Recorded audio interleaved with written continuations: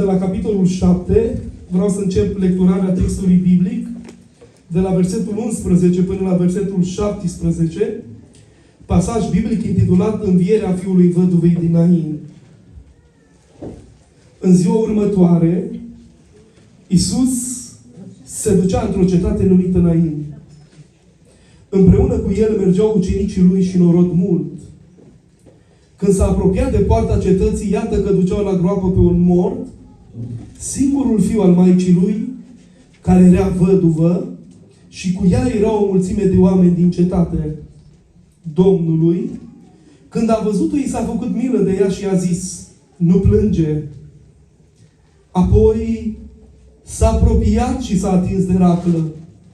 Cei ce o duceau s-au oprit. El a zis: tinerelule, scoală-te, îți spun. Mortul a șezut în capul oaselor și a început să vorbească. Iisus l-a dat înapoi maicii lui. Toți au fost cuprinși de frică, slăveau pe Dumnezeu și ziceau: un mare proroc s-a ridicat între noi și Dumnezeu a cercetat pe poporul său.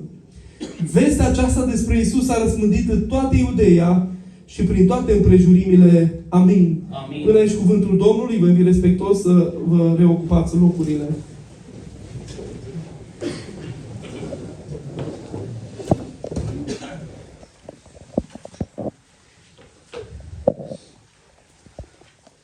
Dragii mei, e mare har ca într-o seară de vineri, început de lună februarie, să ne adunăm într-un loc ca acesta, reflectând profund la realitatea sufletului pe care fiecare dintre noi o avem.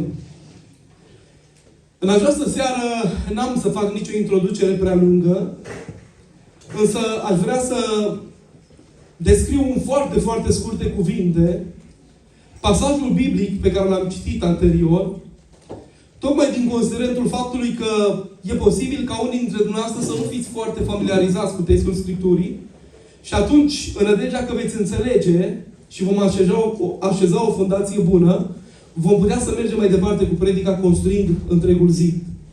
Că dacă o fundație nu este bună, nici zidul nu este bine. De aceea, pentru sustenabilitatea unei case, întotdeauna e nevoie mai întâi de toate de o fundație bună. Și cred că fundația reprezintă să înțelegem noi ce se întâmplă în textul ăsta.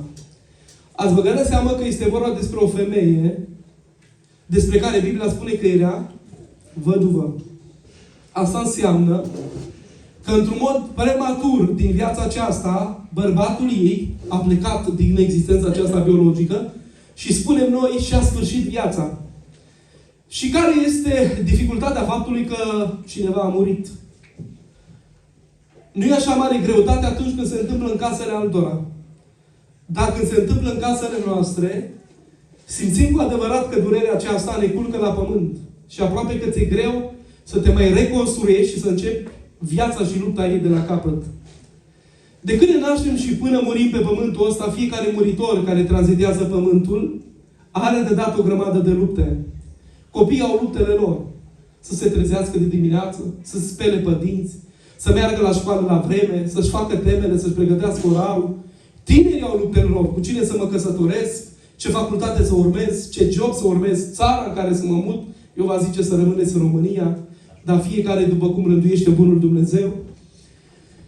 Apoi, maturitatea are luptele ei. Omul se căsătorește, apar copii, greutăți, boli. Și de când ne naștem și până murim, dăm o luptă pe pământul ăsta. Și uitați-vă că în dreptul acestei femei, în momentul în care bărbatul a murit, nu i-a mai trebuit absolut nimic. Pentru că spun psihologic că cea mai mare durere pe care un om o poate traversa pe pământul ăsta e durerea despărțirii de partenerul de viață. Adică cel cu care ai stat atâția ani de zile, ți-ai promis iubirea și visat să fie totul în regulă. După ce s-a născut copilașul acesta, la o vârstă fragedă, tatăl părăsește pământul. Nu spune Biblia din ce pricină, poate că din cauza unei boli, poate că din cauza unui accident. Biblia nu explică de ce tatăl acesta a murit. Cert este că femeia asta era văduvă. Vă dați seama să trăiești în amarul acesta al durerii, faptului că cea mai dragă ființă din viața ta a plecat și ai rămas singur, e devastator. Să te uiți spre patul unde Era el și nu mai este. Să te așezi la masa unde era el și nu mai este. Și o grămadă de amintiri te încearcă și te devastează cu totul. Ți-e foarte greu să te mai redresezi. Și m-am întrebat, oare ce-o fi dat puterea acestei femei să se reconstruiască psihoemoțional de așa manieră încât să zică, mă, iau viața de la capăt. Mă duc și lupt în continuare cu greul vieții, cu provocările ei. Și cred că ceea ce i-a dat determinarea acestei femei a fost faptul că în fiecare zi se uita spre copilașul pe care l-avea de crescut. La ceasul acesta, când eu o vorbesc, cunosc o mulțime de oameni care mi-au spus că dacă mâine nu s-ar mai trezi, pentru ei n-ar fi nicio problemă. În urmă cu câteva luni de zile, o doamnă mi-a spus, frate Timotei, am trecut printr-un mare necaz. Bărbatul a plecat de la mine, am rămas cu un copil, el s-a dus după altele și zice, am rămas eu singură, fără de serviciu, fără ca cineva să mă poată ajuta, fără de întreținere. Și într-o noapte, când m-am asigurat că pruncul doarme, diavolul mi-a pus în gând să mă sinucid. Zice, m-am dus, mi-am luat cuțitul din bucătărie, m-am închis în baie și în momentul în care eu mă pregăteam să-mi fac seama, am auzit glasul copilului care, ca dintr-un coșmar, s-a trezit în timp ce eu mă asigurasem că dormea și a început să strige foarte tare, mama, mama, mama! Și în momentul acesta povestea ea, sigur, un act de mărturisire, de spovedanie a sufletului ei, zice, parcă o lumină a apărut în fața mea și m-am oprit din nebunia depresiei la care eu ajunsesem și am zis, măi, eu ce fac? Am ieșit din baie, m-am dus și mi-am strâns copilul în braț. Și ce frate, ceea ce îmi dă putere să merg în fiecare zi, prin toată durerea, asta e copilul ăsta pe care l-am de crescut. Și cred că tot la fel de adevărat este ce se întâmplă cu femeia asta, cu doamna asta, cum o numiți dumneavoastră din textul ăsta. Se uita spre copil și spunea, dacă mai merită să lupt pentru ceva în viața asta, este pentru copilul acesta. Fiindcă copiii au nevoie de pâine, copiii au nevoie de întreținere, copiii au nevoie de strictul necesar. Și gândiți-vă că în perioada culturii ebraice de acum 2000 de ani, când s-a întâmplat narațiunea biblică pe care am citit-o, femeile nu erau independente financiar, cum e nevasta mea că lucrează și are servicii. Pur și simplu vreau să vă spun că femeile depindeau 100% de bărbații lor. Și dacă bărbatul murea, nici nu se putea angaja. Rar se găseau niște femei care aveau niște funcții importante, care aveau niște salarii. Cele mai multe femei se ocupau de gospodăria casei, să îngrijească, să administreze bunurile patrimoniale din casă, dar bărbatul era cel care aducea venitul. Și când a murit bărbatul, a murit și speranța ei de viață. Nu știu cum s-a descurcat, dar știu ce spune Biblia și ce spune Biblia rămâne adevărat. El este Dumnezeul tatăl orfanilor, dar și a văduvelor și a dovedit-o și în dreptul acestei femei. Probabil că muncea cu ziua, probabil că a început să întrebe prin sat. N-aveți să dați un teren să-l sap, să fac agricultură, ceva, ca să pot să mă descurc, să-mi câștig pâinea pentru mine și copilul meu. Și au trecut ani. Copilul începea să crească, avea poate 3-4 anișori, ca pruncul ăsta dulce. 5 ani, 6 ani, 7 ani. Și când se uita la el, parcă prindea viață. Ușor, ușor, începea să capete din nou puterea de a merge înainte. A ajuns până la vârsta de 14-15 anișori, era destul de mare să poată să muncească la rândul lui. Și când se uita maică sa către copilul ăsta, ce spunea? Ăsta este siguranța mea la bătrâneți. Că pe vremea aceea nu exista acest fenomen social cotidian numit pensia. Noi astăzi, ca dacă muncim la tinerețe cu carte de muncă, la bătrânețe avem parte de pensie și putem din puținii bani pe care are grijă satul român să ne dea, putem să ne luăm tratament, să ne plătim pastilele și lucrurile elementare vieții de zi cu zi. Însă gândiți-vă că pe vremea aceea nu exista acest concept, nu exista ideea de pensie. Pentru ei pensia însemna să ai moștenitori, să ai copii. Copii care, când creșteau mari și tu îmbătrâneai, aveau datoria să îngrijească de tine și la bătrânețe, ei munceau și aveau grijă de tine ca părinte până când Dumnezeu te chema în veșnicie, până când Dumnezeu te chema acasă. Și gândiți-vă că acest copilaș a început să crească 14, 15, 16 anișori. Și se uita spre el și spunea, asta e speranța mea, pentru el am muncit atâția ani de zile, datorită lui m-am recalibrat sufletește și pot merge înainte. Și numai că există un verset în Biblie care spune în felul următor, prin psalmistul David, un val cheamă un alt val. Și după ce a venit primul val în care și-a pierdut partenerul de viață, Vine al doilea val și după aproape 15 ani de zile, când copilul ăsta era pe la 16 ani, spun cercetătorii Bibliei, după expresia grecească folosită acolo, nu intru în detalii, la 16 ani, subit, copilul acesta se îmbolnăvește și moare. Ce nedreaptă trebuie să fie viața. Cine mai dă șanse că femeia aceasta se poate ridica și că va mai putea să meargă înainte? Și momentul în care ea, împreună cu un cortegiu funerar, se îndreaptă către cimitirul din Nain, Nain, tradus din limba originală, înseamnă cetatea cea plăcută. Dar ce plăcută să mai fie o cetate când tu ți-ai pierdut bărbatul și ți-ai înmormântat și fiul acolo.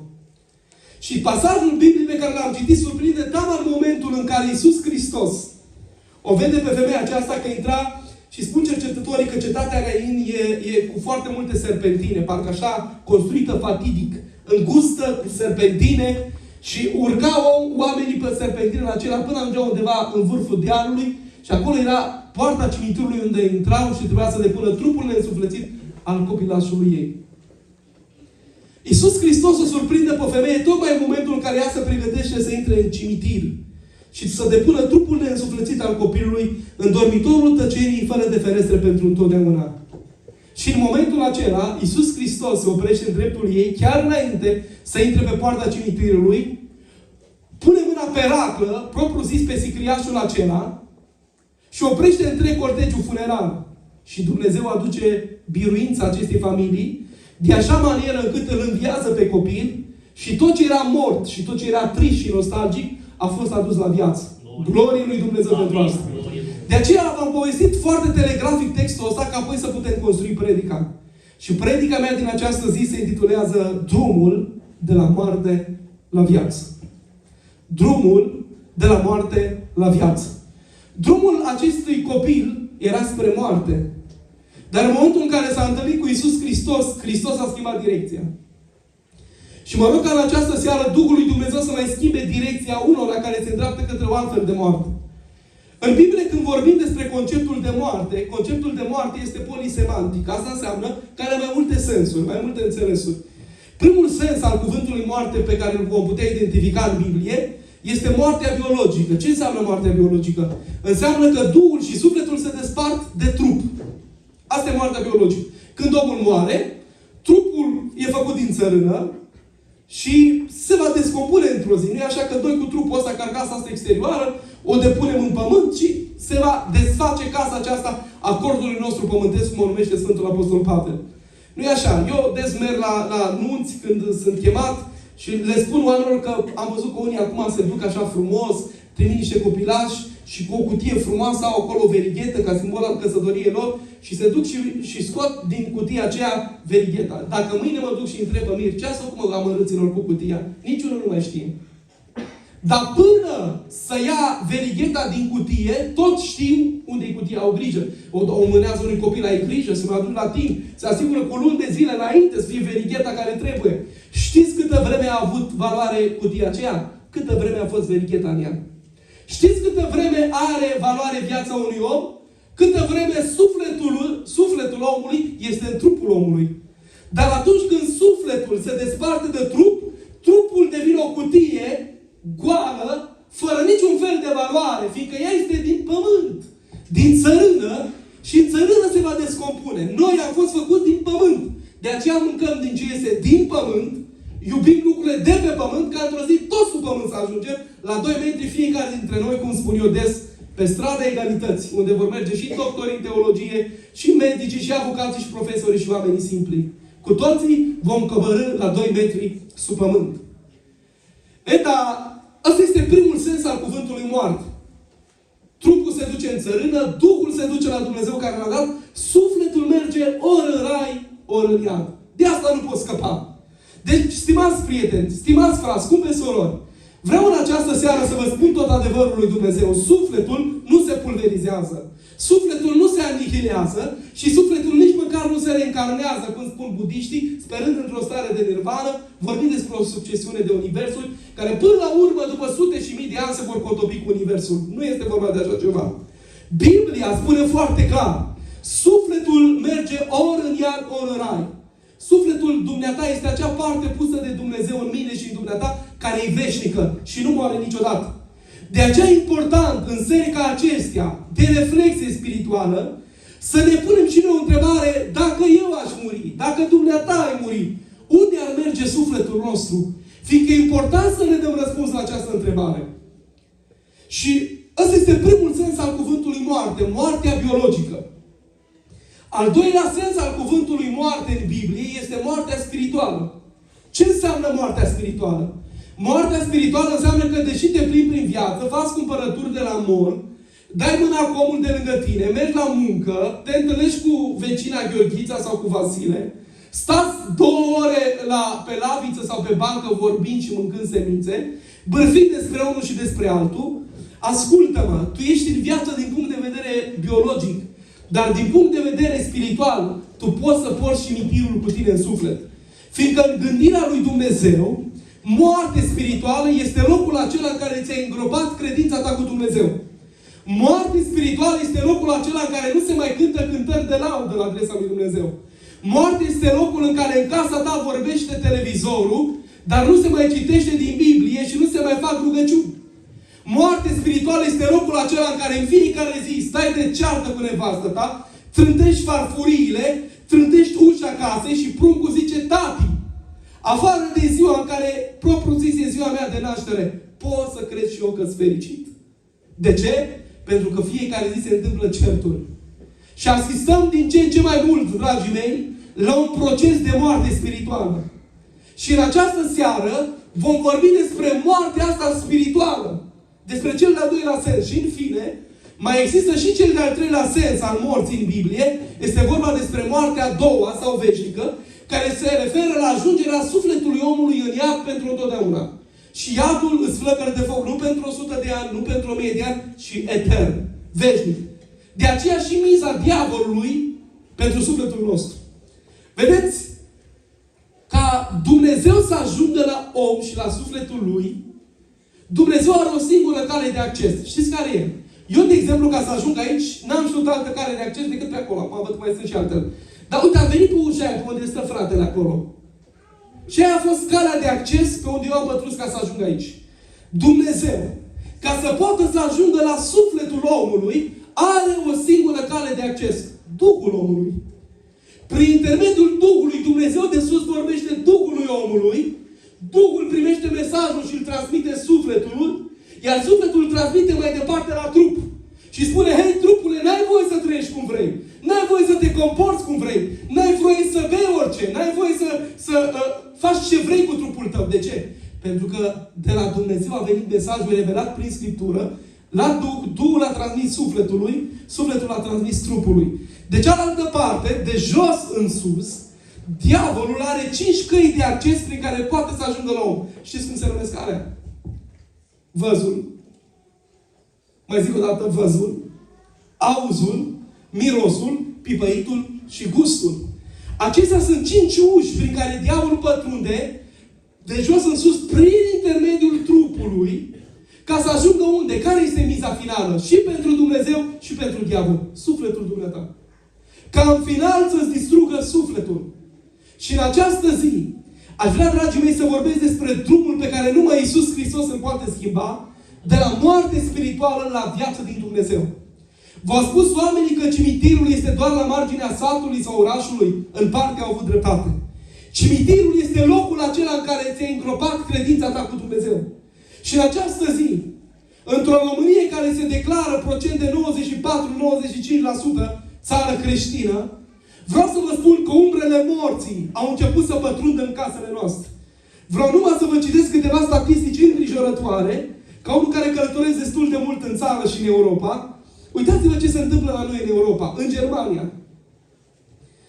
În ultimii 10 ani s-au desfințat aproape 500 de biserici. Și Europa a fost fondată prin 1951-52, prin Robert Schuman și mulți alți cofondatori, care pur și simplu au pus valorile creștine la bază. Și te duci în țări foarte dezvoltate din zona de vest și te uiți și vezi că agnosticismul și ateismul sunt în floare și te întrebi: cum de s-a ajuns acolo? Oamenii au ajuns să dea de belșug material. Și ușor, ușor s-au înstrăinat cu totul de Dumnezeu. Și uitați-vă că acest trend începe să pătrundă chiar și în România și, din păcate, chiar și la Ologeni. Uitați-vă, dacă în Germania în ultimii 10 ani s-au închis peste 500 de biserici, în dacă copiilor tăi nu-i pasă, știți de ce? E mort spiritual. Și vreau în această seară ca pe orice om mort spiritual, Dumnezeu să-l aducă la viață. Și să proclamăm în această seară domnia lui Dumnezeu peste biserica aceasta. Pentru că Iisus Hristos este calea, este adevărul și viața, glorificat să fie numele Lui în veci. De aceea cel care poate aduce viața și cel care poate schimba destine a fost, este și rămâne Domnul Iisus Hristos. Glorificat să fie numele Lui în veci. Dar oamenii morți spiritual creează durere și nu-i pas. L-a vorbit de rău pe Vasile. Vasile se învârte ca ușa în țâțâni din cauza cuvintelor acide și reci pe care le-a spus și nu-i pasă, Dom'le. Și mă întreb și te întreb pe dumneata, de ce ajung oamenii să creeze durere să nu le mai pese? Că Martin Luther, când stătea stare la mănăstirea catolică din Germania, omul ăsta povestește că era un protocol, la ora 10 seara să se dea stingere, erau ce erau atunci, clepsiți la candelabrele acelea ce o fi fost. Și la un moment dat, surprins de textul Scripturii, tot citea, era ora 11 noapte. Și intră mai marele șef al mănăstirii acolo și zice, Luther, ce faci aici? Nu vezi că e ora 11? N-ai semnat un protocol că la ora 10 se va da stingerea? Și în momentul acela el își cere scuze. Toată noaptea povestea el. N-am putut să dorm pentru că mi-am încălcat cuvântul. Am promis că la 10. Și am depășit cu o oră. Și trăim o vreme în care oamenii mint de îngheață apele. Mint cu nerușinare. Înainte, bă, când mai mințea, se intimidea, pleca ochii. Acum îți mint în față. Fără nicio urmă de remușcare și de regret. Și vreau să vă spun că asta este moarte spirituală. Să creezi durere în jurul tău. Să trântești tuși, să rănești inimi și să nu-ți pese. Asta este moarte spirituală. Și mă rog ca Dumnezeu să mai schimbe vieții în seara asta. A doua caracteristică a morții spirituale pe care o văd în textul ăsta este dată de faptul că omul mort spiritual este omul care nu are verticalitate. Spune că el stătea întins numai atunci când l-a înviat Iisus, a stătut în capul oaselor. Omul mort spiritual este omul care nu are verticalitate. Și înseamnă asta? Astăzi îți spune una, mâine spune alta. Și nu vedeți că parcă începând de la lumea politică până la pătura de jos a societății, oamenii vorbesc una, mâine spun alta, ajungi câteodată să te întrebi, băi, cu cine am vorbit? Nu cu tine am vorbit lucrul ăsta. Vine unul și îmi spune, frate, uite, fratele a zis așa. Când vorbesc cu el, zice, nu, frate, n-am vorbit eu așa ceva. Mă, te pun de față cu el. Când îl pun de față cu el, neagă totul. Îl aduc la comitet. Rămân uimit. Nici o treabă. Știți de ce? Pentru că oamenii ăștia n-au verticalitate. Și în această zi, Dumnezeu vrea să găsească aici în Ologeni oameni care au verticalitate. Oamenii din comuna asta, din Ologeniul ăsta, să-ți programeze ceasul după cuvintele noastre. Bă, dacă am promis că vin la 7, dacă am promis că vin la 5, dacă am promis că vin la 3, să fim oameni care să ne ținem de cuvânt. Amin. Să nu mințim. Și dacă se întâmplă să uităm, să ne cerem de grabă iertare. Pentru că oamenii lui Dumnezeu așa sunt. Sunt oameni care nu provoacă durere și dacă neintenționat au provocat durere, sunt mereu gata să dea mână de pace. Și apoi iau verticalitate. Uitați-vă ce s-a întâmplat cu criza asta pandemică, cu nenorocita asta de pandemie care a devastat și în dreapta și în stânga. O lipsă de verticalitate peste tot. De la sistemul educațional, până la sistemul politic, medical. Atât de departe s-a ajuns și nu mai continui. Pentru că oamenii nu mai au verticalitate. Și să mai găsești astăzi un om cu verticalitate e mare lucru. Și mă rog să fie aici la Ologeni. Și mai există a treia caracteristică a omului mort spiritual. Uitați-vă că omul ăsta fiind mort nu putea vorbi. Dar când Iisus Hristos l-a adus la viață, ce că a început să vorbească. Și ce înseamnă acel act de comunicare al tânărului cu Iisus? Rugăciune. A început să vorbească cu Iisus. Un om mort spiritual nu poate să se roage. Știți cum dau eu seama din punct de vedere biologic? Nu știu, acum s-a dus Ruben, nu știu, până afară, că el e cadru medical, dar dacă mai e vreunul aici poate să confirme. Dar puteți vorbi și dumneavoastră. Cum îmi dau eu seama că un om e mort din punct de vedere biologic? Cum îmi dau seama? Cum? Care este primul simptom după care îmi dau seama? Nu mai respiră. Pur și simplu inima i-a cedat și nu mai respiră, Dom'le. spunea unul din părinții bisericești, rugăciunea, respirația sufletului. Știi cum unde o seama de un om că e mort spiritual? La rugăciune nu se roagă. Îl vezi că se uită pe pereți. El zice că e cu Dumnezeu, că e ortodox, că e baptist, că e pentecostal, că e cu aia, cu ceilalți. Nu mă interesează asta. Dacă tu nu te rogi în fiecare zi, dacă tu nu găsești plăcere din asta de vorbă cu Dumnezeu în fiecare zi, tu ești un om mort spiritual, prietene. Pentru că omul care are viață mereu vrea să stea de vorbă cu Iisus în rugăciunea Lui. Mi-a trimis odată cineva un video cu un paralizat și scria ce poate face un om cu dizabilități în momentul în care se trezește dimineața. Și am fost curios să mă uit să văd ce faci. Că știu cam ce faceți dumneavoastră. Deschideți TikTok-ul, Instagram-ul, Facebook-ul, nenorocitul ăla de televizor, care mai mult spală creiere. Și tot așa se întâmplă în fiecare zi. Dar omul ăsta era vreo jumătate de oră să-l dea jos din pat. Mi s-a părut uimitor. O jumătate de oră să te chinui, să te dai jos din pat, nu se putea folosi de picioare, doar de se sprijina în coatele acestea. După aceea s-a plecat pe genunchi, a ridicat privirea spre cer și a început să-i mulțumească lui Dumnezeu pentru viață. Și am zis, cât de răi am ajuns noi oamenii. Noi care avem sănătate, care avem picioare, care avem mâini. Ne trezim de dimineață în goana după a avea, după a strânge, poate nici nu ne mai rugăm. Și omul ăsta și-a făcut timp să se roage. Știți de ce? Că atunci când viața te pune pe tușă, vezi altfel lucrurile. Gândești lucrurile altfel, cumpărești altfel lucrurile în viață. Și acest sentiment al recunoștinței se dezvoltă în inima ta. Noi astăzi credem că merităm. Și acest bisecuvenism ne-a îmbolnăvit pe cei mai mulți dintre noi. Eu merit, frate, să fiu în biserică, merit jobul cel mai bun, merit să fiu la cântare, merit să fiu la predică, merit să am un salariu mai bun, eu merit orice. Și toți sunt niște meritocrați. Și nimeni nu mai vrea să se smerească. Și nimeni nu mai vrea să mulțumească lui Dumnezeu, că dacă avem astăzi viață, e datorită lui Dumnezeu. Dacă inima în pieptul dumneata astăzi ai bătut, a bătut și te-ai putut trezi din pat, e harul lui Dumnezeu. Dacă ai putut să te miști și să mergi pe picioarele tale venind în seara asta aici, e harul lui Dumnezeu. Dacă ai putut respira, dacă te poți pipăi și ai mâini și mișcă, e harul lui Dumnezeu. Și pentru aceasta noi ar trebui în fiecare zi să-L căutăm pe Dumnezeu și să-i mulțumim pentru tot ceea ce El ne dă. Glorificat să fie numele Lui.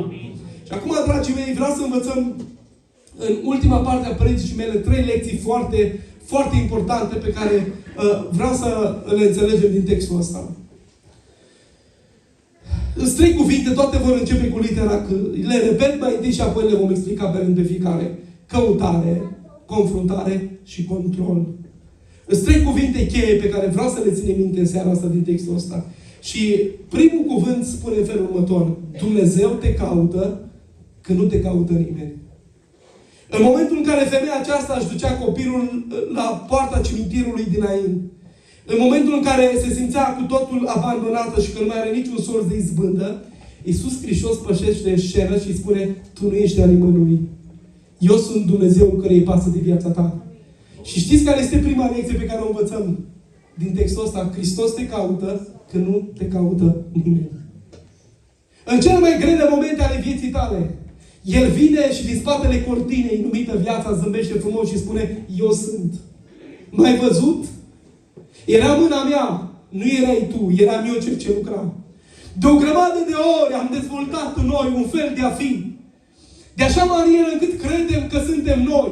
Frate zice, eu sunt, eu mă descurc, eu am salariu, eu muncesc, uite casa asta eu am făcut-o, mașina asta eu am realizat-o, diplomele astea eu le-am realizat. Și eu mă uit și spun, dacă Dumnezeu nu ți-ar fi dat minte sănătoasă, ai fi putut tu să te descurci. Da, ai frigiderul plin, dar dacă n-ai fi avut sănătate să mănânci din ele, te-ai fi uitat la toate bucatele și n-ai fi putut mânca niciuna dintre ele. Și uitați-vă în textul ăsta că atunci când femeia asta era devastată, mort bărbatul, mort copilașul, în fața aleei cimitirului, când nu mai vedea niciun sorț de izbândă, nicio lumină de la capătul tunelului, părea că a intrat într-un labirint din care nu mai găsea poteca spre ieșire. Iisus Hristos vine și îi spune, nu totul s-a sfârșit. Pentru că Iisus Hristos vine în momentele grele să te caute. Omul te caută atâta vreme cât ai ce oferi. Voi m-ați chemat în seara asta. Pentru că încă Dumnezeu este Cel care mă mai ține în picioare. Dar dacă eu să ajunge să fiu bolnav și pe un pat de spital, cei mai mulți nu m-ați mai sunat la telefon. și ar sta lângă mine doar Hristos și poate familia și nevasta, care plătește cel mai mult cu prețul plecărilor noastre prin tot felul de campanii de evangelizări. Chiar când eram aici, mi-am scos telefonul să mă uit și m-am uitat și am zis, bă, urmează un timp extrem de încărcat. Mâine voi fi la o evangelizare în Vrancea. Duminică dimineață trebuie să mă întorc la noi la biserică. Duminică seara la altă evangelizare. Luni la București la evangelizare. Marți la noi la rugăciune. Miercuri la o altă evangelizare. Joi la rugul aprins. Vineri, după aceea, tot la evangelizări. Și m-am uitat și am zis, bă, pur și simplu, familia este cea care suferă cel mai mult. Plecările noastre. Dar știi ce interesant? Dacă omul te caută numai atunci când ești în fața luminilor, reflectoarelor și când ai ce oferi, Dumnezeu te caută și atunci când nimeni nu mai dă două parale pe tine. Când ești în cele mai adânci gropi ale vieții tale, Hristos e acolo să te caute. Hristos nu caută vedete, Hristos nu caută oameni care au diplome, 3 facultăți, un doctorat. Hristos caută oameni simpli care au nevoie de El.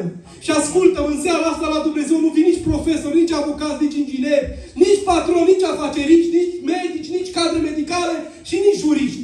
În seara asta la Iisus Hristos vin simpli oameni care au nevoie de iertare și de mântuire.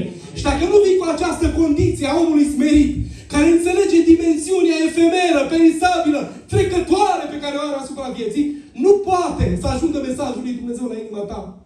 Dar atât de frumos e Dumnezeu că atunci când Petru se leapădă, când toți ceilalți îl privesc cu dispreț, când el însuși începe să se urască pe el însuși și să spună, bă, l-am lepădat, l-am trădat pe Mântuitorul, am ajuns în ultimul hal. Știi ce s-a întâmplat atunci? Hristos se întoarce și îl primește. Pentru că atunci când nimănui nu-i pasă de tine, când ai ajuns să spui, eu sunt un accident genetic, eu am ajuns să fiu uitată de toți, poate chiar de pruncii tăi, plecați prin țări străine și cu lunile nu-ți mai dă un telefon. Și ești o femeie simplă la țară, un bărbat într-o casă, sau oriunde te-ai aflat și spui, bă, dar nimeni nu mai vizitează, nimeni nu mai încalcă pragul casei. Ascultă-mă, Hristos nu se rușinează de viața ta. Hristos te caută și acolo. Poți să fii în cele mai adânci gropi ale păcatului tău. Îmi povestea un domn care avea, acum se apropie de 40 de ani, îmi zicea așa, Timotei, zice, aveam bani, zice, mă rog, trafic de femei, trafic de droguri, un interlop. A ajuns prin Spania, avea bani, învârtea, avea la masa lui cei mai mulți prieteni, grătare, concerte, venea Saram sau Pariză, cum îl cheamă pe ăla, să cânte și show acolo. Și zice, la un moment dat am ajuns în spatele gratilor din cauza infracțiunilor, evident. Că diavolul pe pământul ăsta îți promite mult. Îți dă puțin, ca să fim onești până la capăt. Dar la finalul vieții ți-a totul. Diavolul îți promite mult, îți dă puțin, dar la finalul vieții ți-a totul. Și a ajuns în spatele gratilor și toți prietenii lui l-au părăsit. Dar acolo Dumnezeu nu s-a rușinat de el. Și în spatele gratilor, prin niște pocăiți cu niște Biblii, s-au dus să vorbească despre Dumnezeu. Pentru că Dumnezeu nu se rușinează de tine oriunde ai fi. Am întâlnit în campaniile de evangelizare o grămadă de oameni care mi-au spus așa, eu m-aș pocăi, dar dumneata, pastore, nici măcar n-ai idee câte păcate am făcut eu. Am întâlnit o femeie care mi-a spus, am făcut 8 avorturi. Mă mai poate ierta pe mine Dumnezeu pentru că am ucis în pântecele meu niște copii nevinovați. Cea mai mișelioasă crimă din univers. Să omori copilul care nu se poate apăra. E mai rău decât a omori un om care e față în față cu tine. Că pe omul ăla se poate apăra, poate fugi, poate zbiera. Dar copilul ăla în pântece este fără niciun soi de apărare. Și ce mai poate ierta pe mine Dumnezeu? Și a venit în această seară să spun, fără să condamn pe nimeni, Iisus Hristos te poate ierta. Oriunde ai fi, oricâte legături ai avea, oricâte păcate ai avea, un singur lucru îți trebuiește. Să te las prins în seara asta de mâna lui Iisus Hristos. El te caută când nu te caută nimeni. Știți ce înțeleg eu prin seara asta de evangelizare? Când vin cântăresc, când vine un predicator, când se adună armata asta de oameni. Înțeleg invitația discretă a lui Dumnezeu care spune, prin ce se întâmplă aici, că fratele Sorin mă sună de luni de zile și îmi zice, vii frate, programăm, stabilim, să se întâmple evangelizarea. Înțeleg dragostea unui Dumnezeu care te caută. Ascultă-mă, nu-i întâmplare. Faptul că ai ajuns aici în seara asta, dumneata trebuia să fie aici. Eu trebuia să fie aici. Ruben trebuia să fie aici. Știți de ce? Pentru că Dumnezeu, prin evenimentul acesta, vrea să spună dumneata acolo, în camera aceea, aici, la dreapta sau la stânga. Știi ce vrea să spună? Eu te caut de ani de zile cu privirea. Eu îți urmăresc viața, știu problemele, știu păcatele, știu luptele interioare pe care le ai și vreau să-ți aduc mântuirea. Și a venit în seara asta să ne tragă cu funii de dragoste spre El. Glorificat să fie numele Lui. Glorificat să fie numele Lui. Mai zic încă o dată, glorificat să fie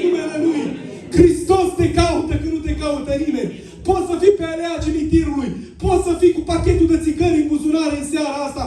Poți să fii cu o grămadă de prostii în cap. Oh, lui Iisus îi pasă de viața ta. Și Iisus Hristos pentru dumneata a venit. Pentru că Biblia spune ceva foarte important. Nu cei sănătoși au trebuință de doctor, și cei bolnavi. Și dacă în seara asta te simți bolnav, știi ce trebuie să-i spui lui Dumnezeu? Sunt bolnav, Doamne. Mă doare păcatul din viața mea. Vreau să vin la Tine așa cum sunt. Nu, Dumnezeu nu-ți cere în seara asta să te schimbi. Ar fi o anomalie din partea mea ca slujitor să zic mai întâi schimbați-vă și apoi pocăiți-vă. Așa ceva e o absurditate. Știți ce spune Dumnezeu în această seară? Doar să spui atât. Vreau să mă schimb. Mă doare păcatul meu. Mă doare răul din viața mea. Mă doare patimile în care am ajuns. Și când tu spui asta, Iisus Hristos pășește în scena inimii tale. Și când păsește pe coridorul inimii tale, El începe să lucreze. Să împodobească viața ta, să schimbe viața ta. Tu nu poți, dar prin puterea Lui vei putea. Glorificat să fie numele Lui în veci. Hristos te caută, că nu te caută nimeni. Se plimba odată un parlamentar la Marea Britanie prin Londra. Sigur tu ai fost, Ruben, în Londra, știi? Ochiul High London se numește așa. Și se plimba grăbit. Uite așa se plimba grăbit. Și la un moment dat îi cade o monedă. Știți, moneda aia se numește pi. Parlamentarul îmbrăcat la costum, la cravată, cum n-am venit eu în seara asta, s-a plecat și șterge moneda în praf și o femeie cercetoare se uită spre el și zice: domnule parlamentar, zice, vă cunosc de la televizor, zice, vreau să vă plecați pentru amărâta aia de monedă. Aia, sigur, era româncă pe motiv că avea o plasă de rafie în mână. Știți că românul cu plasă de rafie trebuie să fie tot timpul, în caz de... Și zice: auzi, doamnă, ăsta și politician, dar a dat un răspuns foarte, foarte memorabil. Zice: auzi, doamnă, eu nu m-am plecat pentru valoarea a ceea ce e moneda, că e o valoare nesemnificativă. Dar zice, m-am plecat pentru chipul care e pe ea. Nu vezi că este chipul reginei? Iisus Hristos, când a venit din cer și a coborât în lumea noastră, în praful păcatului, în care noi amândoi eram, n-a coborât pentru valoarea ceea ce noi amândoi eram. Că noi amândoi nu valoram două paralele. Dar știți de ce s-a plecat Iisus Hristos și ne-a căutat în cele mai adânci gropi? Pentru chipul care era în noi.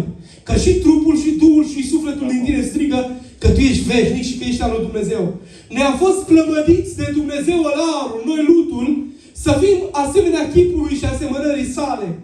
Dar cu trecerea vremii, de la primul păcat al lui Adam, care n-a ascultat de Dumnezeu și prin neascultare s-a făcut vinovat în fața justiției lui Dumnezeu, noi toți am început să mergem în șir indian din păcat în păcat. Și știți ce s-a întâmplat? Am început să pierdem chipul lui Dumnezeu din noi. Și Iisus Hristos, când a pășit în realitatea umanității noastre, a zis: eu am venit să vă caut. Eu am venit să vă trag cu funii de dragoste spre mine, pentru că voi v-ați îndepărtat tot mai tare de Dumnezeu. Și știți ce fac oamenii și astăzi? Fug de Dumnezeu. Și știți de ce fug de Dumnezeu? Fug de Dumnezeu din cauza mojiciei spirituale care au ajuns, din cauza păcatelor și a imoralității. De-aia vă pun o întrebare, stimate doamne, stimați frați, stimați bărbați. De exemplu, câți dintre dumneavoastră când ați venit aici v-ați uitat în oglindă? Hai, mâna sus, toți păcătoși și ridicați mâna. Și ăia care de două ori păcătoși, că nu vor să recunoască. Deci toți v-ați uitat în oglindă. Chiar și surorile mai în vârstă, trecute de 70 de ani, așa avea o bănuială că s-au uitat și au pus baticul și au zis: bă, să fie totul în ordine. Și bine ați făcut, că nu-i păcat. Dar, de exemplu, dacă eu m-am uitat în oglindă și am văzut că îmi stă părul ciufulit așa, știi ce am făcut? Am luat pieptănul și mi l-am îndreptat. Dar și ce fac astăzi mulți oameni când se pun în fața oglinzii? Sparg oglinda pe motiv că nu-i bună. Exact așa facem noi de o grămadă de ori ca oameni în realitatea spirituală. Când vedem că Dumnezeu ne pune în fața acestei oglinzi numită Biblia și zice: n-ai voie să furi, n-ai voie să drăcui, n-ai voie să fumezi, n-ai voie să bei alcool, n-ai voie să-ți înșeli partenerul de viață. Și când stai față în față cu această oglindă, mulți preferă să spargă oglinda în loc să se schimbe ei. Soluția e să te schimbi tu, omule bun. Când vezi că în viața ta sunt tot felul de păcate, nu să spargi oglinda, nu să fugi de Evanghelie, nu să fugi de Dumnezeu. Dumnezeu să ne ajute să ne binecuvinteze. Dar pentru asta trebuie să fii om normal la cap. Să poți gândi și să spui: da, mă, eu sunt omul ăla. Eu sunt în moarte spirituală. Eu sunt legat de vicii. Eu am nevoie de iertarea lui Dumnezeu. Și Hristos mereu te va căuta și îți va întinde mâna ca să te binecuvinteze, să te ajute. Glorificat să fie numele Lui. Amin. Povestea un proroc, un frate Pantia, ce a venit la noi din zona Fodorei, zice: haideți să vă spun cum am întors la Dumnezeu. Și aveam vreo 12 ani și ori, zice. Și am ajuns să mă îmbolnăvesc de o boală cumplită, efectiv, literalmente, o infecție în tot trupul, i s-a înnegrit tot corpul și mai avea puțin ca infecția să ajungă la inimă. În urma investigațiilor medicale au spus că maximum 3 zile va trăi. Și Doamnă, ai 2 posibilități, să lasă moară la noi în spital, sau zice le acasă să moară acasă.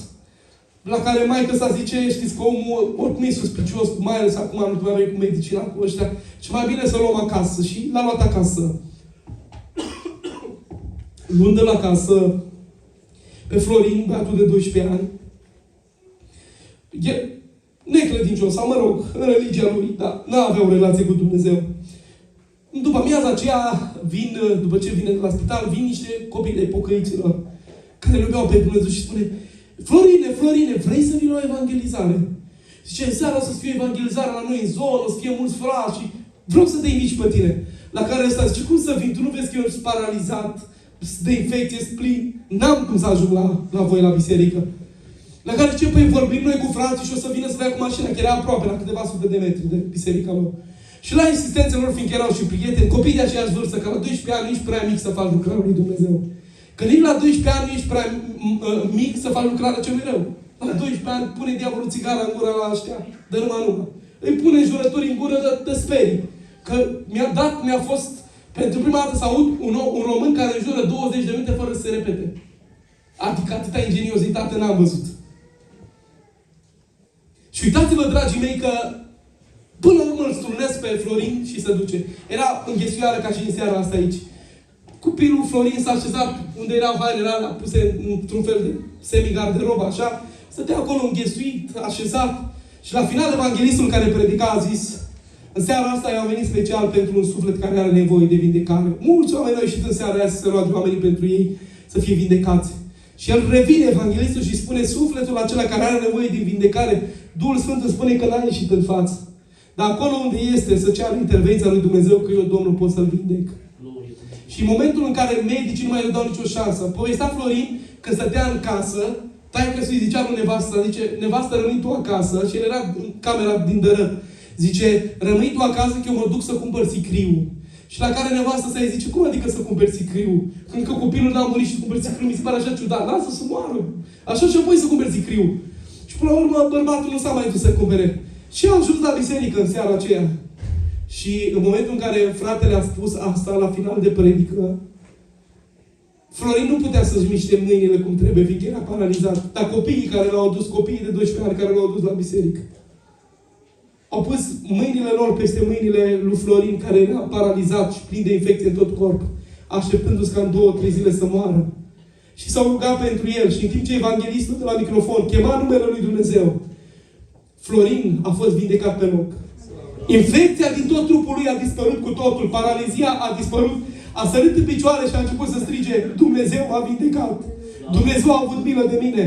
Știți de ce s-a întâmplat ca niște copii la o seară de evangelizare să-l cheme pe Florin? Părea că e o întâmplare, părea că sunt niște oameni fără sens. Chem un muribund pe patul de moarte, așteptându-și ultimele clipe să vină la o seară de evangelizare. Părea că nimic nu are noimă, părea că nimic nu pare civilizat. Lasă-mă să-mi plâng moartea mea. Dar Dumnezeu, prin copiii ăștia, îl căuta pe Florin, fiindcă voia să-i dea vindecare și mântuire. De atunci au trecut ani de zile și Florin este sănătos. Și acum este un proroc al lui Dumnezeu. Glorificat să fie numele Domnului. Vreau în această seară să vă spun că ce se întâmplă aici nu este întâmplare. Există un mare artizan numit Dumnezeu, care orchestrează toate evenimentele. Și El în această seară a programat seara asta special, ca să spună că El te caută și te-a căutat. Și prin seara asta îți mai întinde încă o dată mâna, fiindcă vrea să-ți dea mântuire, salvare sufletului tău. Glorificat să fie numele lui Dumnezeu. Mai spun 2 lucruri și mă apropii de încheiere. În al doilea rând. Deci prima lecție este Hristos te caută când nu te caută nimeni. Cuvântul căutare. Să-l țineți minte. Al doilea cuvânt este confruntare. Auziți? Să uită Iisus Hristos către femeia asta și spune așa, femeie, nu plânge. Pe când eu mă duc să-mi îngrop copilul, tu îmi spui să nu plâng, pe când să plâng? Hei, tu ești un tânăr de 30 de ani, ai prunc? N-am prunc, zice Iisus. Nu era căsătorit. De 30 de ani. Aproape 30 de ani. Și zice, tu îmi spui mie să nu plâng, părea că e un nonsens, că n-are nicio legătură. Dar știi de ce Iisus Hristos i-a spus femeie nu plânge? Pentru că voia să o învețe a doua lecție pe femeie. Învață să-ți confrunți durerea. Nu plânge niciun cuvânt pe care îl spun oamenii la întâmplare ca să dea bine. Ca să umplă spațiile goale, pentru că n-ar avea alte cuvinte mai inspirative să rostească. Iisus Hristos când spune nu plânge femeii, de fapt și îi spune nu te lăsa resemnată și blocată în durerea ta. Fiindcă știți care este marea problemă? Fiecare dintre noi, când traversăm anumite probleme în viață, știți care este primul lucru? Ne lăsăm blocați în durere, nu mai vrem să auzim de nimeni și de nimic, ne închidem telefonul, ne tragem jaluzele și spun nu mai vreau să aud de nimeni. Nu mă cheamă nimeni la nicio evangelizare, că eu am problemele mele, eu am necazurile mele, îmi văd de viața mea. Și ce înseamnă să fiu un om al lui Dumnezeu cu adevărat? Înseamnă să reușești să lupți cu durerile tale ca să poți fi de ajutor durerilor altora. Numai amintiți-vă scena aceea biblică în care se povestește despre faptul că Iisus Hristos a auzit că vărul lui primar, Ioan Botezătorul, a fost decapitat. Bă, și când moare un sfânt, e o problemă. La 30 și puțin de ani, un tocătos pe nume Irod, înalt de alcoolului și a distracțiilor și a dansurilor extrem de reprobabile, vine una și zice Irodiada, taie capul lui Ioan. Și taie capul lui Ioan, parcă nu înțelegem un astfel de Dumnezeu. Adică un sfânt să moară de dragul unor jocuri politico-bisericești, interese mercantile, materialiste. Să moară un sfânt, dar de fapt era atâta cât Dumnezeu l-a chemat. Că nimeni nu moare decât atunci când Dumnezeu a ales să pună punct. Că de fapt tot firul vieții noastre este prestabilit de Dumnezeu. Și că spune Psalmul 139 foarte clar că Dumnezeu stabilește un hotarul zilelor pentru fiecare. Și nimeni nu moare mai devreme, cum nimeni nu moare mai târziu. Și toți sunt în proiectul lui Dumnezeu singur, afară dacă ai o mentalitate de sinucigaș. Și atunci Dumnezeu îți respectă liberul arbitru. Dar viața noastră este în mâna lui Dumnezeu. Și vreau să vă spun că Dumnezeu a hotărât hotarul pentru fiecare. Și atât de interesant că Iisus Hristos, când aude că vărul lui primar a murit, i-a fost ușor.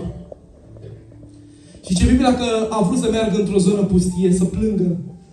Pentru că și noi avem de o grămadă de ori momente în care am vrea să scăpăm de mulțime. Am vrea să scăpăm de microfon, am vrea să scăpăm de oameni, am vrea să scăpăm de privirile celor care vor să uite spre noi, văzându-ne ca niște supermeni. Eu dacă m-am ridicat în seara asta să predic, vreau să vă spun că nu sunt un superman. Cu toți avem întrebări, falimente, răni. De o grămadă de ori n-am simțit nevoia nici măcar să urcăm în mașină să venim. Mi-amintesc de Ruben câte necazuri a trecut cu soția lui. Bă, și prin necazuri au reușit să confrunte durerea, să meargă, să cânte, să predice Evanghelia lui Dumnezeu. Și dacă nu au venit miracolele astea, Angela, aceștia. Pentru că mereu Dumnezeu se uită spre omul care reușește să-și depășească barierele. Sunt duminici când aș vrea să mă ridic la învon să predic, am o apăsare, am întrebări, nu îl înțeleg nici eu uneori pe Dumnezeu. Dar mereu Dumnezeu mi-aduce puterea să merg mai departe. Și știți ce îmi spune Dumnezeu de fiecare dată? Învață să-ți confrunți durerea. N-ai voie să rămâi blocat în durere, cu toți avem durere. Dar nu lăsa durerea să te culce la pământ. Și uitați-vă, am citit până acum peste 1000 de cărți. Terminat eu un doctorat din neamul. Și ascultați-mă, cea mai bună definiție a leadership-ului spiritual, a liderului, a slujitorului spiritual, știți care este? Exact ce am văzut în textul ăsta din Biblie. Iisus Hristos merge către pustiu și se uită și zice, bă, îmi plâng de milă, durere, vărul meu a murit, eu cu necazurile mele, eu cu problemele mele, eu cu durerile mele. Și ce se întâmplă? Dintr-o dată Iisus Hristos își ridică privirea. Și știți ce vede?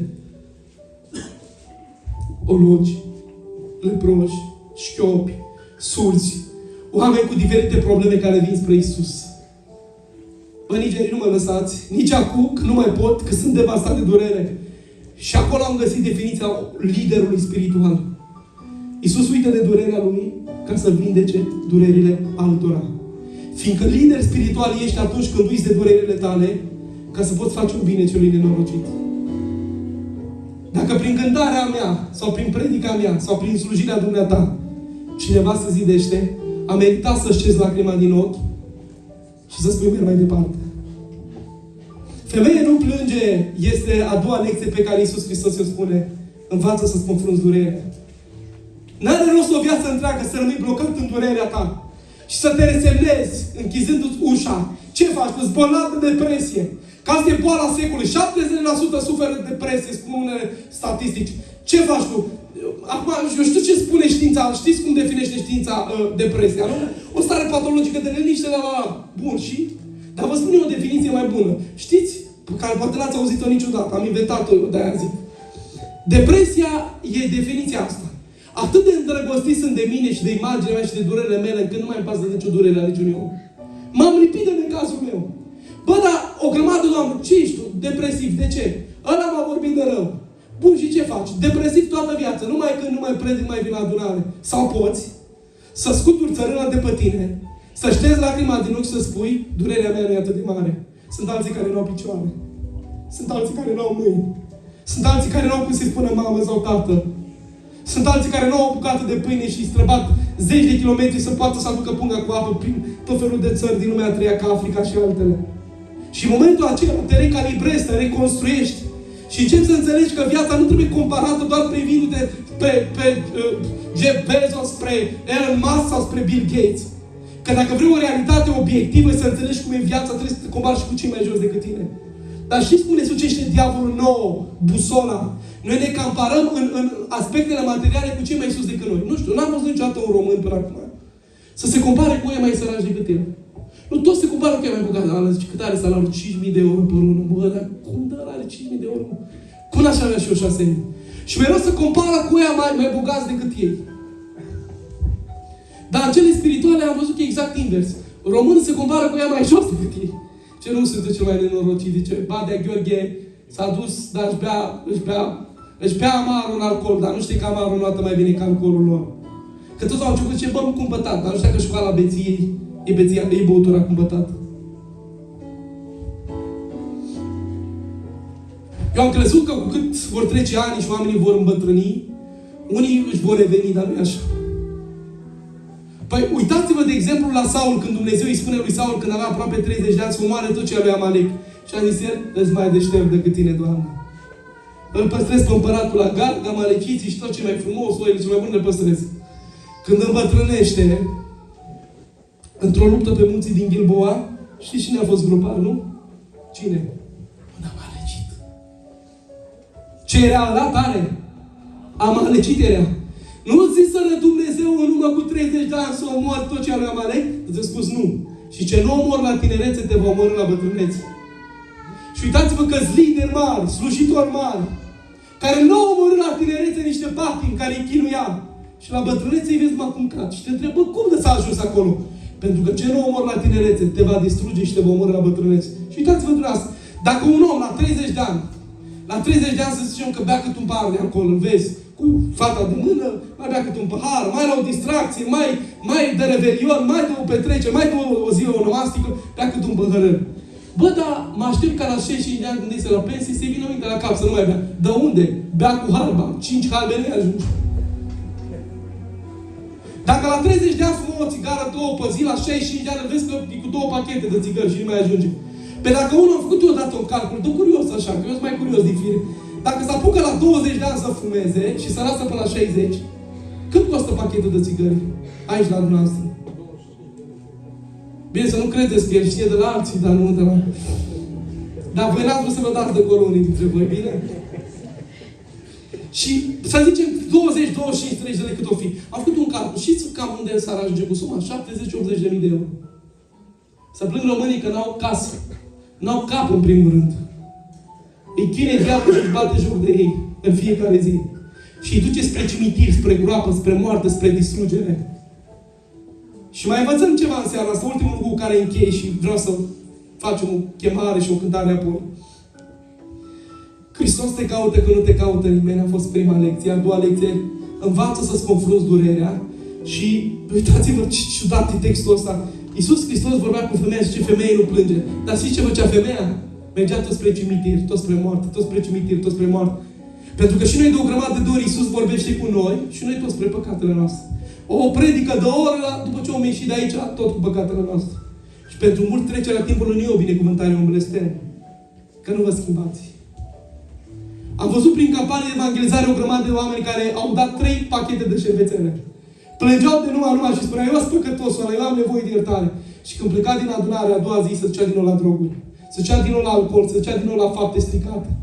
Și mă întrebam, bă, cum de? Că a zis că vrea, că a zis că renunță. Și continuă mai departe spre păcatele lui. Știți de ce? Că n-a venit să recunoască autoritatea și domnia lui Iisus peste viața lui.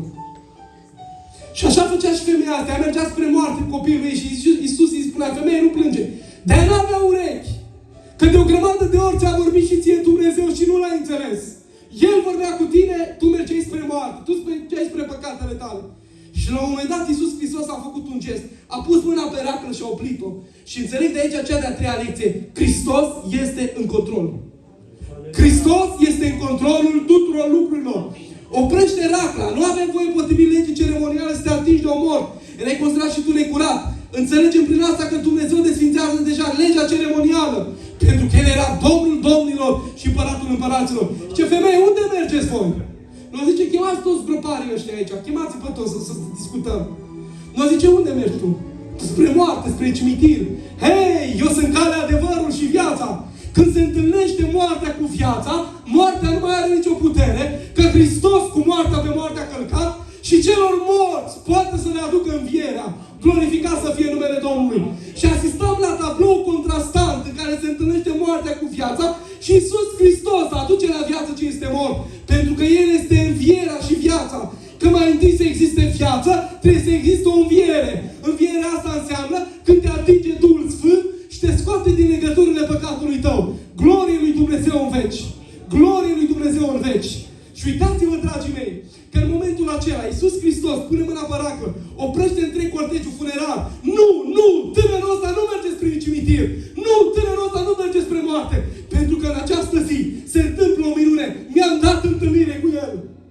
Și Iisus Hristos se uită spre el și spune, tinerelule, scoală-te în spun. Și momentul ăla așa de în capul oaselor. Ceea ce nu mai putea face mama, ceea ce nu mai putea face apropiații, a făcut Domnul Iisus Hristos. Glorie Lui în veci. Și știți ce e interesant? Groparii. Dumneavoastră ați fost odată la o mormântare. Sigur că e o întrebare retorică. Am predicat la peste 200 de mormântări până acum. La 200 m-am oprit că n-am mai ținut cifra. Știți cine și cei mai reci oameni? Groparii. Bă, nu contează că e maică, dacă e taică tu, că e politician, că e senator, că e... Nu știu ce, Doamne. Mereu aceeași întrebare. Zice, părinte, zice, cât durează slujba? Zice, cât mai repede grăbim, îi și bezi mulți dintre ei, ei ce vor? Paralele și să plece acasă. Ei n-au milă. Și Iisus Hristos, știi ce a zis? Băi, gropari, astăzi este ziua când vă concediez.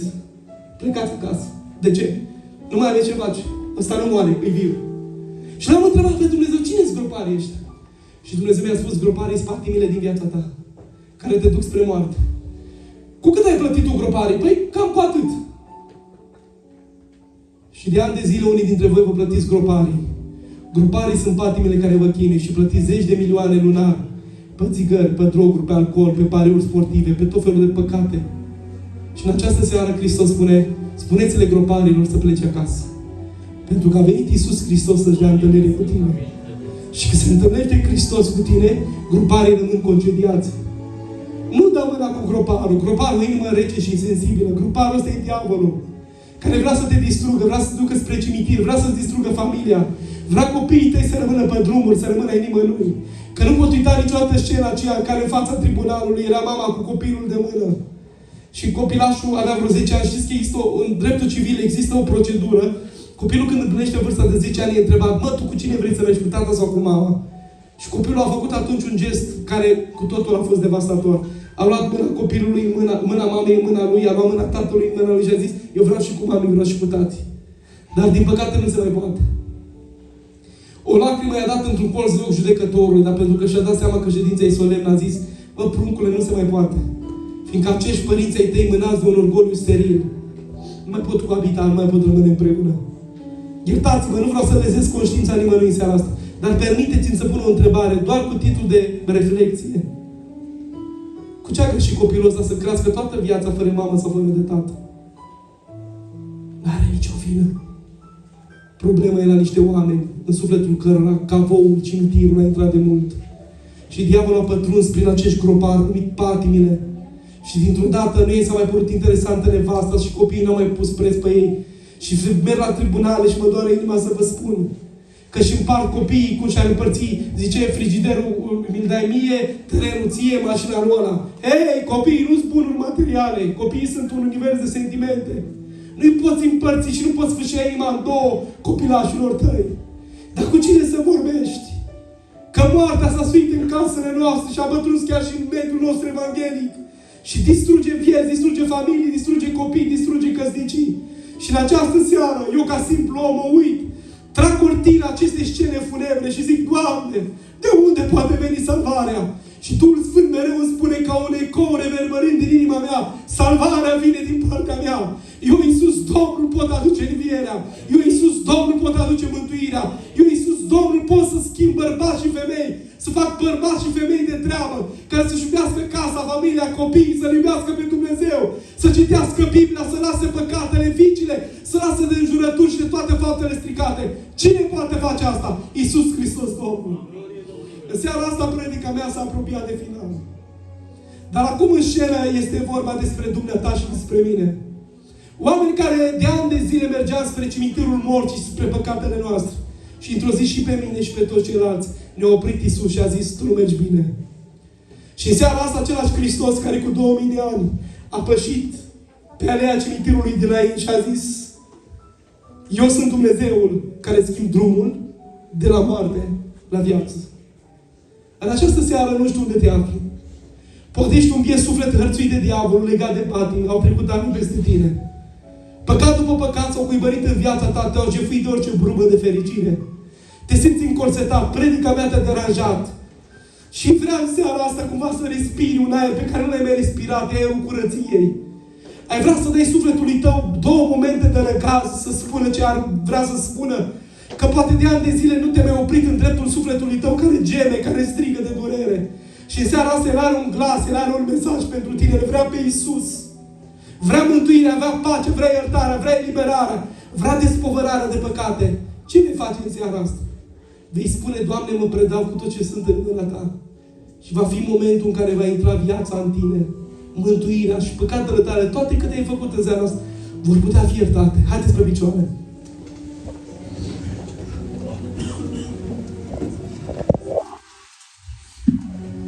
Iisus Hristos e prezent în seara asta aici, în adunarea din Ologeni.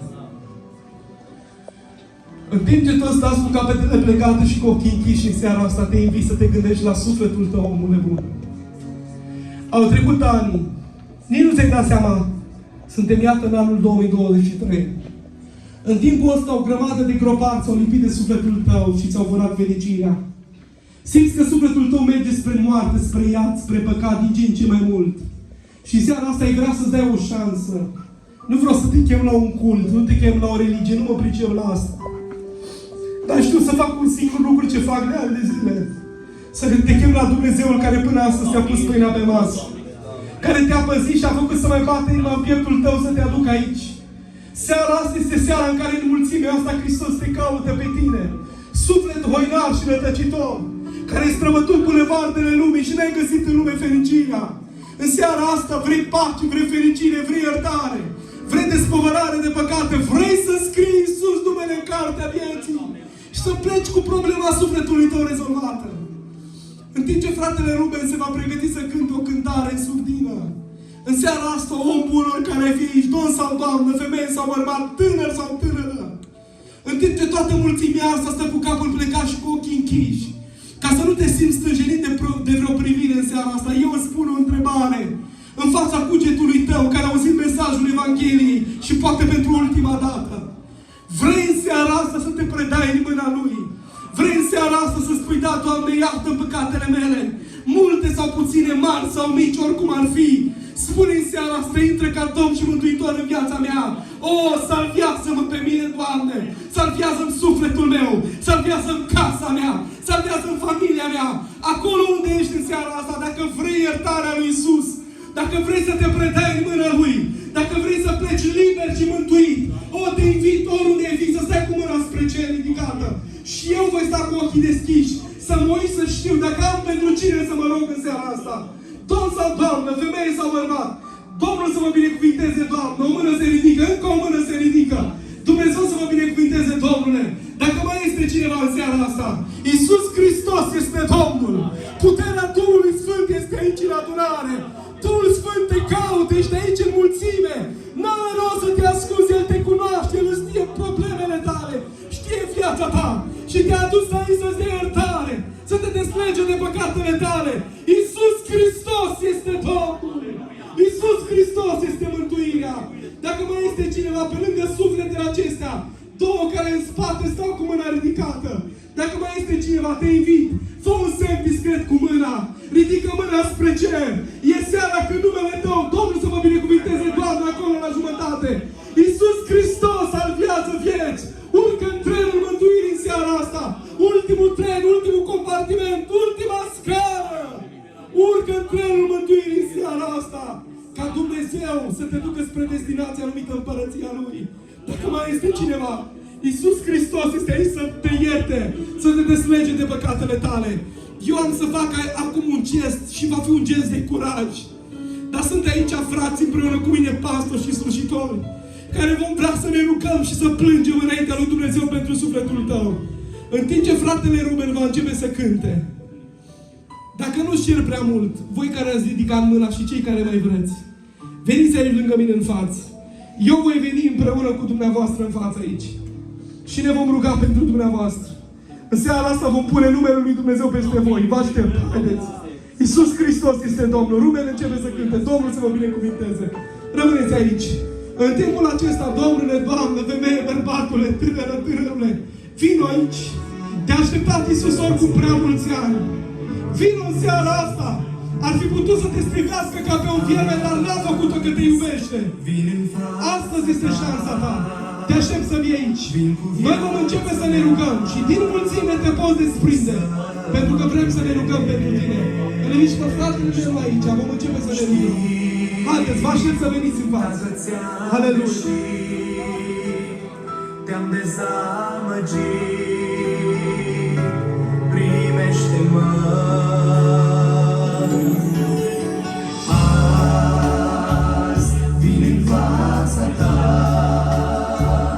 Vin cu viața mea să mă primești. Știu, Tată, ți-am greșit, te-am dezamăgit. Primește-mă. Ai milă, Doamne! Ai milă de mine, Doamne, în bunătate.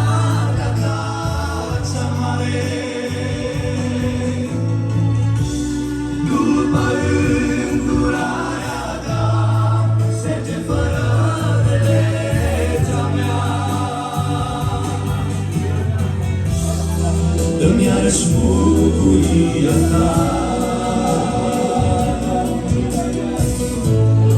Schimbă-mi azi inima mea.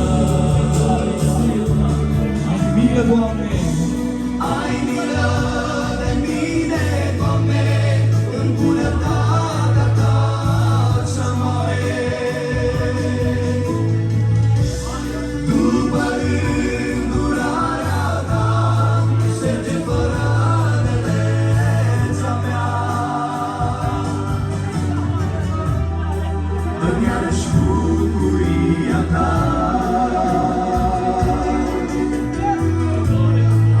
Schimbă-mi azi inima mea.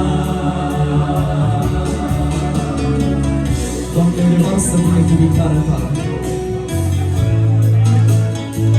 Lasă binecuvântarea Ta, Doamne, lasă Duhul Tău cel Sfânt și atinge-te de aceste persoane. Dacă mai este cineva, ultima chemare pentru tine în seara asta.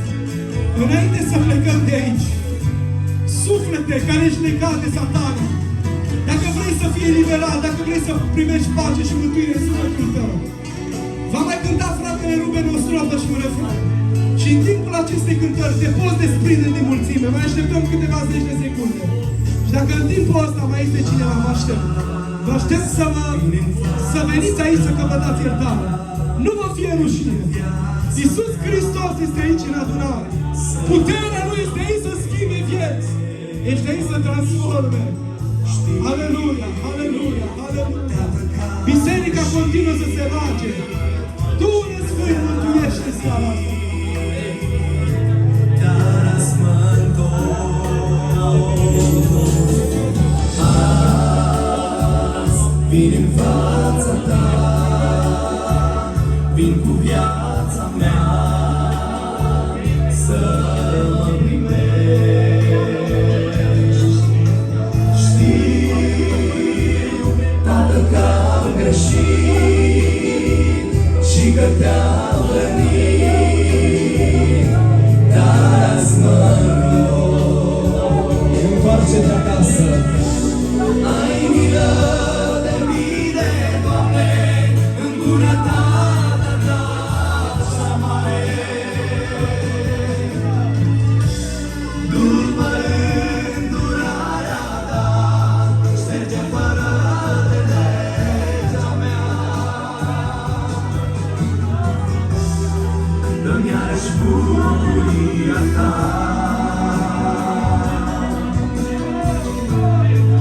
Schimbă-mi azi inima mea. Ai milă, Doamne.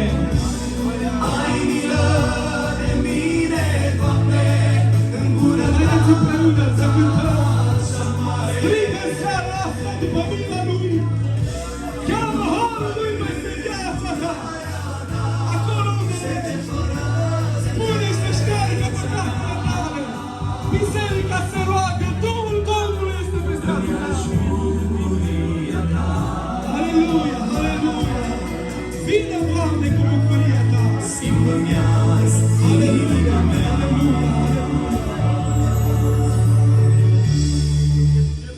Duhule Sfânt, mulțumim că ești aici. Poporul tău proclamă prezența ta la adunarea din Ologeni. În această seară 4 suflete au venit pentru că au avut nevoie de atingerea ta. Dar sunt conștient că în sala mai sunt o grămadă de suflete care au nevoie de intervenția ta și poate că s-au rușinat. Dă-le puterea să nu se rușineze cu tine. Că cel mai nobil gest pe care un om îl poate face să spună că vreau împăcarea cu